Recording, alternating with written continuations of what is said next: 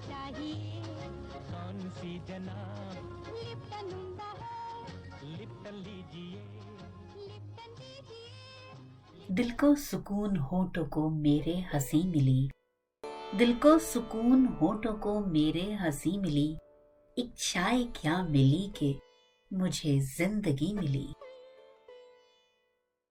सोच रहा हूँ चाय पर एक किताब लिखूं, सोच रहा हूँ चाय पर एक किताब लिखूं, जो नहीं पीते उन्हें खाना खराब लिखूं। चाय के चाहने वालों पर उस वक्त बिजली गिरी जब एक वजीर ने ये कह दिया कि मुल्क के माशी हालात को मद्देनजर रखते हुए चाय कम कर दी जाए। तो बस जनाब, सोशल मीडिया ने तो एक हंगामा मचा दिया और हमें भी ख्याल आया, चाय चाहत दुनियादारी हमने तीनों खूब निभाए। तो फिर कहाँ हम सबसे गलती हो गई कि हमारी चाय पीने पर भी पाबंदी लग गई। और बस उसी वक्त मुझे पार्क टी हाउस का ख्याल आया। आज का ये सफर हम आपके साथ तय करेंगे कुछ चाय की यादों के सहारे। तो एक बार फिर मैं हूं आप सबके साथ महवे सफर सदफ फारूकी। तारीख में एक सिख बूटा सिंह ने इंडिया टी हाउस के नाम से ये चाय खाना शुरू किया। बूटा सिंह ने 1940 से 1944 यानी तकरीबन 1944 तक इस चाय खाने को चलाया, मगर उसका काम कुछ अच्छे तरीके से न जम सका। बूटा सिंह के चाय खाने पर दो सिख भाई सरतेज सिंह भल्ला और केसर सिंह भल्ला, जो गवर्नमेंट कॉलेज लाहौर के स्टूडेंट थे, अपने दोस्तों के हमरा अक्सर चाय पीने आते थे। 1940 में ये दोनों भाई गवर्नमेंट कॉलेज लाहौर से ग्रेजुएशन कर चुके थे और किसी कारोबार के मुतालिक सोच रहे थे कि एक रोज उस चाय खाने पर बैठे उसके मालिक बूटा सिंह से बात चल निकली और बूटा सिंह ने ये चाय खाना उनके हवाले कर दिया। पार्क टी हाउस लाहौर में माल रोड पर वाक़ है, जो अनारकली बाजार और नीला गुंबद के करीब। क़याम पाकिस्तान के बाद हाफिज रहीम बख्श साहब जालंधर से हिजरत करके लाहौर आए तो उन्हें पार्क टी हाउस 69 रुपए माहाना किराए पर मिला। ये चाय खाना इंडिया टी हाउस के नाम से ही काफी अरसे तक चलता रहा। बाद में इंडिया काटकर पाक का लफ्ज लिख दिया गया। दुबला पतला बदन, दराज कद, आंखों में जहानत की चमक, सादा लिबास, कम सुखन, हाफिज रहीम बख्श को देखकर दिल्ली और लखनऊ के कदीम और वफादार बुजुर्गों की याद ताजा हो जाती। हाफिज साहब के दो बड़े बेटों अलीमुद्दीन और सिराजुद्दीन ने पार्क टी हाउस की गद्दी को संभाला। लाहौर के गुमगश्ता चाय खानों में सबसे मशहूर चाय खाना पार्क टी हाउस था, जो एक अदबी, तहजीबी और सकाफती अलामत था। पार्क टी हाउस शायरों, अदीबों और नक्काद का मुस्तकिल अड्डा था, जो सकाफती अदबी महफिल का इनकाद करती थी। पार्क टी हाउस अदीबों का दूसरा घर था और किसी को उससे जुदाई गवारा नहीं थी। वो पार्क टी हाउस के उरूज का जमाना था। उन दिनों लाहौर में दो बड़ी तंजीमें हल्क़ाए अरबाब ज़ौक़ और अंजुमने तरक्कियो पसंद मुसन्निफीन होती थी। सुबह से लेकर रात तक अदबी महफिलें जमी रहती थी। यहाँ मुल्क भर से नौजवान उन शख्सियात से मुलाकात करने के लिए आते थे। इतवार को टी हाउस में दिल धरने को जगह नहीं होती थी। जो कोई आता, कुर्सी ना भी होती तो किसी दोस्त के साथ बैठ जाता था। यहाँ शेर व अदब पर बड़े शौक से बहसें होती थी। ٹی ہاؤس میں بیٹھنے والے ادیبوں اور شاعروں میں سے سوائے چند ایک کے باقی کسی کا بھی کوئی مستقل ذریعہ معاش نہیں تھا۔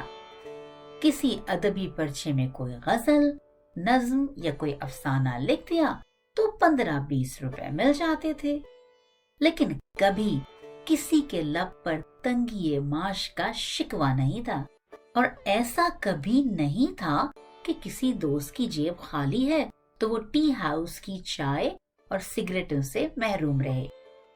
جس کے پاس پیسے ہوتے تھے وہ نکال کے میز پر رکھ دیتا تھا، اور جس کی جیب خالی ہوتی علیم الدین صاحب اس کے ساتھ بڑی فراغ دلی سے پیش آتے تھے۔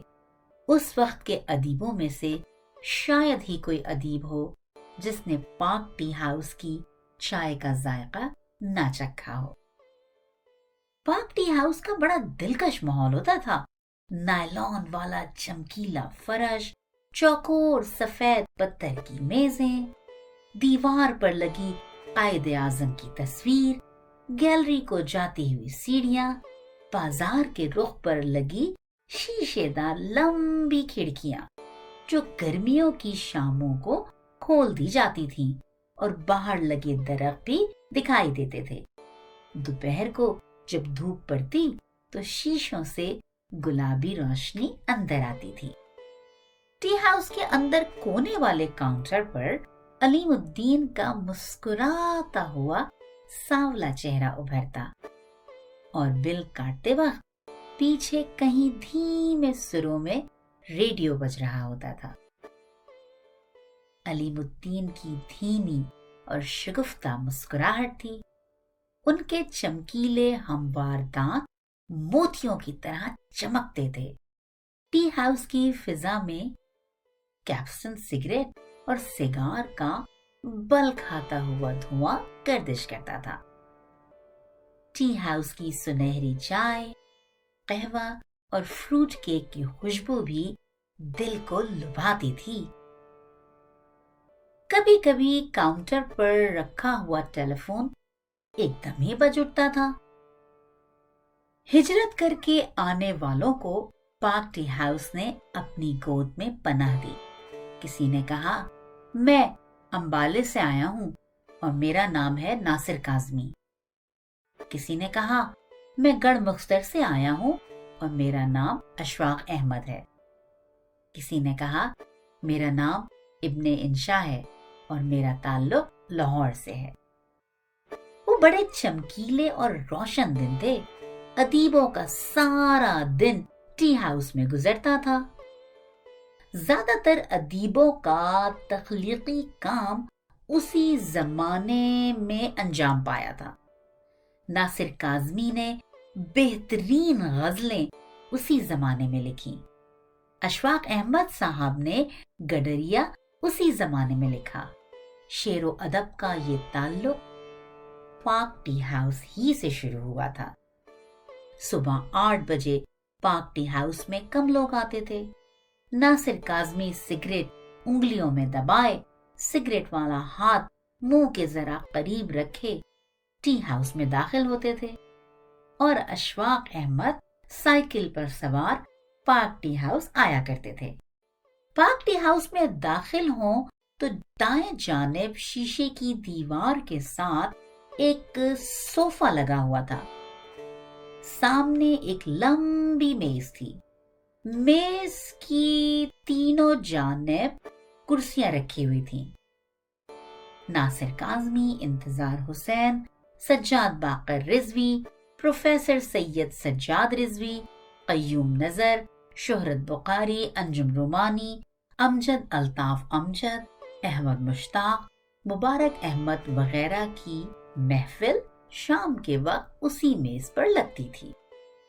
اے حمید، انور جلال شمزہ، عباس احمد عباسی، ہیرو حبیب، سلور، سلو شجاع، ڈاکٹر ضیاء وغیرہ قائد اعظم کی تصویر کے نیچے جو لمبی میز اور صوفہ بچھا تھا وہاں اپنی محفل سجاتے تھے۔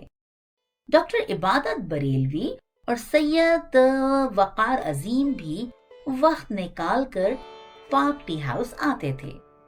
ہر مکتبہ فکر کے ادیب، شاعر، نقاد اور دانشور اپنی الگ محفل بھی سجاتے تھے۔ سعادت حسین منٹو، اے حمید، فیض احمد فیض، ابن انشا، احمد فراز، منیر نیازی، میرا جی، کرشن چندر، کمال رضوی، ناصر کاظمی، پروفیسر سید سجاد رضوی، استاد امانت علی خان، ڈاکٹر محمد باقر، انتظار حسین، اشفاق احمد، قیوم نظر، شہرت بخاری، انجم رومانوی، امجد الطاف امجد، احمد مشتاق، مبارک احمد، انور جلال، کس کا نام لیں، یہ سب کے سب پاک ٹی ہاؤس کی جان تھے۔ ساحر لدھیانوی اس وقت بھارت جا چکے تھے اور وہاں فلمی گیت لکھ کر اپنا نام امر کر رہے تھے۔ شاعر اور ادیب اپنے اپنے تخلیقی کاموں میں مگن تھے۔ ادب اپنے عروج پہ تھا۔ اس زمانے کی لکھی ہوئی غزلیں، نظمیں، افسانے اور مضامین آج کے اردو ادب کا قیمتی ترین سرمایہ ہیں۔ اس زمانے کی ہوئی زرخیز فصل کو ہم آج کاٹ رہے ہیں۔ یہ مقام دراصل نہ صرف مشہور ادبی و فنی شخصیات کی بیٹھک تھی، بلکہ یہ قہوہ خانہ لاہور اور ملک بھر کے نوجوانوں کے لیے ان شخصیات سے ملاقات کا ذریعہ اور سیکھنے کا ذریعہ بھی رہا ہے۔ بلا شبہ یہ مقام ایک چوپال کی سی حیثیت رکھتا تھا، جہاں مختلف ذہنوں اور علاقوں سے تعلق رکھنے والے لوگ اپنا نقطۂ نظر بیان کرنے تشریف لاتے تھے۔ وہاں کا ماحول دراصل اس مقام کی خوبی تھا۔ مختلف نظریات پر کسی بھی قسم کا فیصلہ نہیں، بلکہ اس کو سمجھنے کی غرض سے بحث و مباحثوں کا انعقاد ہی وہاں کا قانون تھا۔ کئی سالوں تک یہ مقام علمی مباحثوں کا مرکز رہا۔ پاک ٹی ہاؤس کئی نشیب و فراز سے گزرا اور کئی مرتبہ بند ہو کر خبروں کا موضوع بنتا رہا، لیکن ہر دفعہ ہم یہ بھول جاتے تھے کہ پاک ٹی ہاؤس صرف ایک چائے خانہ نہیں ہے، بلکہ ایک پوری تہذیب ہے، ادب کا ایک مرکز ہے۔ عرصہ دراز تک اہل قلم کو اپنی آغوش میں پناہ دینے کے بعد 2000 میں جب ٹی ہاؤس کے مالک نے اسے بند کرنے کا اعلان کیا تو ادبی حلقوں میں تشویش کی لہر دوڑ گئی اور اہل قلم نے باقاعدہ اس فیصلے کی مزاحمت کرنے کا اعلان کر دیا۔ دراصل ٹی ہاؤس کے مالک نے یہ بیان دیا کہ میرا ٹی ہاؤس میں گزارا نہیں ہوتا، میں کوئی دوسرا کاروبار کرنا چاہتا ہوں۔ ادبی تنظیموں نے مشترکہ بیان دیا کہ ٹی ہاؤس کو ٹائروں کی دکان بننے کے بجائے ادیبوں کی بیٹھک کے طور پر جاری رکھا جائے، کیونکہ اس چائے خانے میں کرشن چندر سے لے کر سعادت حسن منٹو تک ادبی محفلیں جماتے رہے۔ ادیبوں اور شاعروں نے اس چائے خانے کی بندش کے خلاف مظاہرہ کیا اور یہ کیس عدالت میں بھی گیا اور بعض عالمی نشریاتی اداروں نے بھی احتجاج کیا۔ آخر کار 31 دسمبر 2000 کو یہ دوبارہ کھل گیا اور اہل قلم یہاں دوبارہ بیٹھنے لگے، لیکن افسوس کہ 6 سال کے بعد مئی 2006 میں یہ دوبارہ بند ہو گیا اور اس بار ادیبوں اور شاعروں کی طرف سے کوئی خاص احتجاج دیکھنے میں نہیں آیا۔ اس طرح یہ تاریخی ادبی اور ثقافتی ورثہ نصف صدی تک اہل قلم کی میزبانی کرنے کے بعد اپنے پیچھے علم و ادب کی دنیا کی کئی داستانیں چھوڑ گیا۔ اب اس کے بند شٹر اور اوپر لکھا ہوا بورڈ صرف ماضی کے ایک ادبی ورثے کی یاد دلانے لگا۔ نگینا بیکری، चौपाल, शीज़ान और अरब होटल की तरह ये भी माजी का हिस्सा बन गया था। पाक टी हाउस की बहाली लाहौर के अदीबों, शायरों और दानिश्वरों का एक मुसलसल देरीना मुतालबा था। पाक टी हाउस का इफ्तिताह 14 अगस्त को किया जाना था, लेकिन ना हो सका। सियासी वजूहात की बिना पर इफ्तिताह की नई तारीख 6 सितंबर रखी गई, लेकिन बेसूद। 20 अक्टूबर, 25 अक्टूबर, 25 दिसंबर 2012 को किए गए वादे भी वफा न हो सके। फिर पाक टी हाउस की जुदाई खत्म हुई और वसल का वक्त आ गया। उस वक्त के वजीर आजम ने बिलाखिर 23 मार्च को पाक टी हाउस में चाय पीकर और उसका इफ्तिताह करके अदीबों और शायरों के लिए उसके दरवाजे एक बार फिर खोल दिए। ए हमीद एक जगह लिखते हैं, मैं और अशफाक अहमद देर तक टी हाउस में बैठे गुजरे जमाने को, गुजरे जमानों के चेहरों को याद करते हैं। कैसे कैसे लोग थे, कैसे कैसे चमकीले चेहरे थे जो अदब के आसमान पर सितारे बनकर चमके और फिर अपने पीछे रोशनी की लकीरें छोड़कर नजरों से गायब हो गए। कभी टी हाउस के काउंटर पर रखे गुलदान में नरगिस और गुलाब के फूल महका करते थे। शीशों में से उन पर सर्दियों की धूप पड़ती तो वो बिजली के बल्ब की तरह रोशन हो जाते। अब काउंटर पर ना गुलदान है, न गुलदान के फूल हैं। सिर्फ मैं और अशफाक अहमद मेज के आमने सामने सर को झुकाए बैठे पुराने दिनों को याद कर रहे हैं। एक दिन आएगा कि इस मेज पर कोई और बैठा हमें याद कर रहा होगा। अफसोस, सद अफसोस। ए हमीद तो पाक टी हाउस में महफिल जमाने की हसरत लिए अगले जहान रवाना हो गए, लेकिन हम लोग इन सब को हमेशा याद रखेंगे। न सिर्फ इनकी अदबी खिदमात के हवाले से बल्कि पाक टी हाउस के हवाले से। एक प्याली चाय, तखय्युल का समंदर और बातें करते हजारों लोग, सब यहाँ आकर अदब की दुनिया में खो जाते।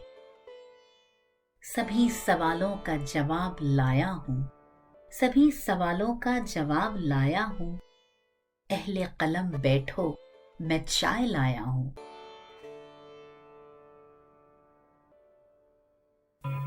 लो सुबह हुई अब उठ बैठो, दिल चाहे बिस्तर ना छोड़ो, हर काम करो आंखें बंद हो, मेरी सुस्ती दूर करे सब, नई रिच ब्रू चाहे का एक कप। चलो दिन निकला अब काम ही काम, कभी सर घूमे कभी लगे थकन, दफ्तर से उठता जाए मन, मेरी थकन वकन दूर करे सब, नई रिच ब्रू चाहे का एक कप। चलो शाम हुई चलो दिन तो ढला, ये शोरो गुल के धुल थपड़ा, ये तू मैं का झगड़ा, मुझे आए आराम फिर मिले जब, नई रिच ब्रू चाहे का